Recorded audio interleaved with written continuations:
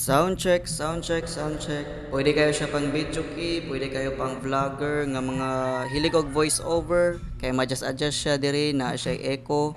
Adjust ng echo, pwede kayo mag video key o mag-recording sama ni mag-recording music. So unsa pa man lahat nasa Yellow Basket o comment section. Pew pew.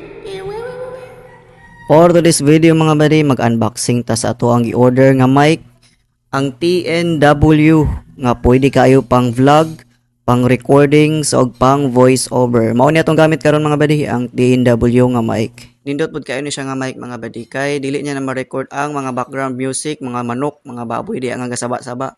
Og nindot kayo kay electric fan ko karon pero wala gyud ninyo nadungog ang saba sa electric fan. Pwede ra pud kayo nyo siya i-adjust, pwede ka mag-video key gani ang gamit nga mic.